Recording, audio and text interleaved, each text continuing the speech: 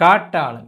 അങ്ങനെ കാട്ടാളൻ്റെ ടീസർ വന്നിരിക്കുകയാണ്. നമ്മുടെ ആൻ്റണി പെപ്പയാണ് നായകൻ. അതിലുപരി ഇതിൻ്റെ പ്രൊഡ്യൂസറിനെ പറ്റി എടുത്ത് പറയണം. നമ്മുടെ മാർക്കൊക്കെ പ്രൊഡ്യൂസ് ചെയ്ത ക്യൂബ്സ് എൻ്റർടൈൻമെൻറ്റിൻ്റെ ഷെരീഫ് മുഹമ്മദാണ് ഇതിൻ്റെ ഒരു എന്താ പറയുക ഒരു പ്രൊഡ്യൂസർ എന്ന് പറയുന്നത്. അതായിരുന്നു ഈ ഒരു സിനിമയുടെ ഏറ്റവും വലിയൊരു ആൻറ്റിസിപ്പേഷൻ എന്ന് പറയുന്നത്. മാർക്കോ എന്ന് പറയുന്ന സിനിമയ്ക്ക് ശേഷം അവരുടെ പ്രൊഡക്ഷനിൽ വരുന്ന സിനിമയാണ്. സോ അതിൻ്റെ ഒഫീഷ്യൽ ഒരു ടീസർ വന്നിട്ടുണ്ട്. നമുക്ക് ആദ്യം ഇത് കാണാം. എന്തായാലും ആൻ്റണി പെപ്പ വരുമ്പോൾ ഓഫ് കോഴ്സ് ഒരു അടിപ്പടമായിരിക്കും. അതിനകത്ത് നമ്മുടെ ഒരു ആനയൊക്കെ റിലേറ്റഡ് ആയിട്ടുള്ളൊരു സാധനമാണെന്നാണ് എനിക്ക് തോന്നുന്നത് അതിൻ്റെ പോസ്റ്ററിൽ നിന്നൊക്കെ മനസ്സിലായത്. സോ നമുക്ക് ടീസർ കാണാം.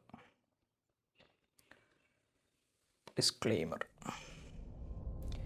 ക്യൂബ്സ് എൻ്റർടൈൻമെൻറ്റ്സ് ഇതൊരു ഭയങ്കര ഹൈപ്പാണിപ്പോൾ. ആന, ഷെരീഫ് മുഹമ്മദ്. ആനക്കൊമ്പ് അടിക്കലാണ് എൻ്റെ ഒരു മെയിൻ തീമെന്ന് തോന്നുന്നു. ഓ, അണ്ണനുണ്ടല്ലേ.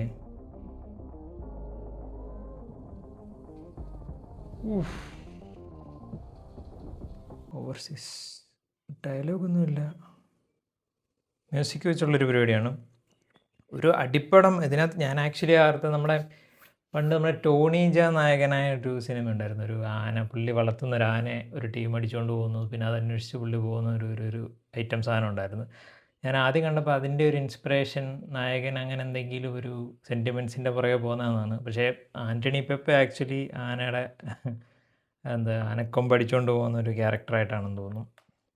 എന്തായാലും മാർക്കോ എന്ന് പറയുന്നൊരു സിനിമ എല്ലാവർക്കും അറിയാം. അത് ആ സിനിമ വലിയൊരു വിജയമാണ്. മലയാളത്തിൽ നിന്ന് വന്ന ഏറ്റവും വയലൻ്റായിട്ടൊരു സിനിമ എടുത്ത ടീമിൻ്റെ വകയാണ്. സോ അതിന് ശേഷം മാർക്കോ എന്ന് പറയുന്ന സിനിമയ്ക്ക് ശേഷം അവർ ഒരുപാട് അൺവാണ്ടഡ് ആയിട്ടുള്ള ഒരുപാട് പ്രശ്നങ്ങൾ ആ സിനിമയ്ക്ക് വന്നിട്ടുണ്ട്. അത് ഓഡിയൻസിൻ്റെ ഭാഗത്തുനിന്ന് ആയിക്കോട്ടെ, കുറേ ആൾക്കാർ അതിനെപ്പറ്റി കുട്ടികളെ വഴിതെറ്റിക്കുന്നു, ഇതാണെന്നൊക്കെ പറയുന്നുണ്ട്. ഇനി ഇത് ഇറങ്ങി കഴിയുമ്പോൾ ഇനി ആനയെ പിടിക്കാൻ നാട്ടുകാരെല്ലാം ഈ പടം കണ്ടുകൊണ്ടാന്നൊക്കെ പറഞ്ഞുകൊണ്ട് ഇനിയും വരുമോയെന്നറിയില്ല.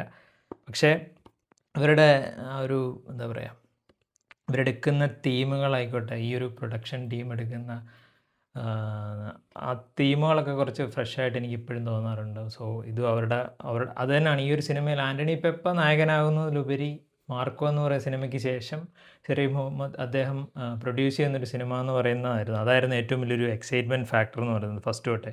പിന്നെ ആദ്യം തന്നെ ഇതിൻ്റെ ഒരു ഫസ്റ്റ് ലുക്ക് വന്നപ്പോൾ തന്നെ ഇതും ഒരു ഭയങ്കര വയലൻ്റായിട്ടൊരു സിനിമയാണെന്ന് പറഞ്ഞപ്പോൾ അവർ തന്നെ പറഞ്ഞു അങ്ങനത്തെ ഒരു പടമായിരിക്കില്ല. പക്ഷേ ഇത് അത്യാവശ്യം ഭയങ്കര വയലൻ്റായിട്ടുള്ള ഒന്നുമില്ല ഇതിനകത്ത്. ഇത് പക്ഷേ പക്ക ഒരു ആക്ഷൻ എൻ്റർടൈനർ ആയിരിക്കും. ആൻ്റണി പെപ്പ അറിയാമല്ലോ, ഒരു അടി ഉണ്ടെങ്കിൽ, ആൻ്റണി പെപ്പ ഉണ്ടെങ്കിൽ ആ അടിക്ക് നല്ല പവർ കൂടും.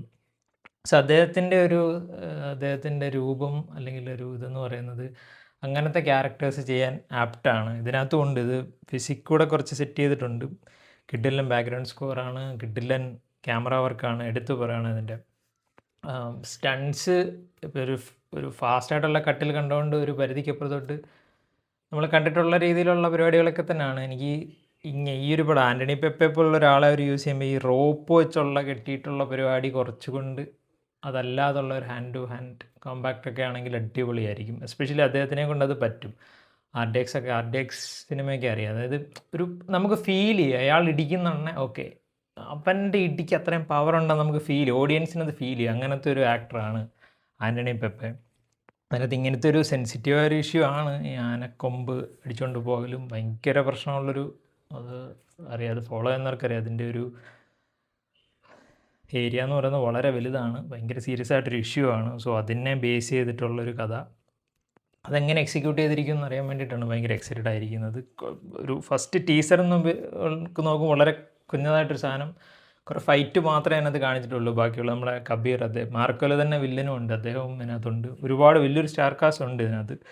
സോ കൂടുതൽ കാര്യങ്ങൾ വരുമ്പോൾ മാത്രമേ എന്താണ് ഇതിൻ്റെ ഒരു ടോട്ടൽ പരിപാടി എന്നുള്ളത് നമുക്ക് മനസ്സിലാകത്തുള്ളൂ. ബട്ട് ആസ് എ ഹോൾ ഈ ഒരു ടീസർ കൊള്ളാം. അത്യാവശ്യം നല്ല രീതിയിലെടുത്തൊരു ഫൈറ്റിന് ഇമ്പോർട്ടൻസ് ഉണ്ട് എന്ന് കാണിക്കുന്ന രീതിയിലുള്ള ടീസർ അത്യാവശ്യം നീറ്റായിട്ട് തന്നെ കണ്ടിട്ടുണ്ട്. നല്ല വിഷ്വൽസാണ്, നല്ല ബാക്ക്ഗ്രൗണ്ട് സ്കോറാണ്.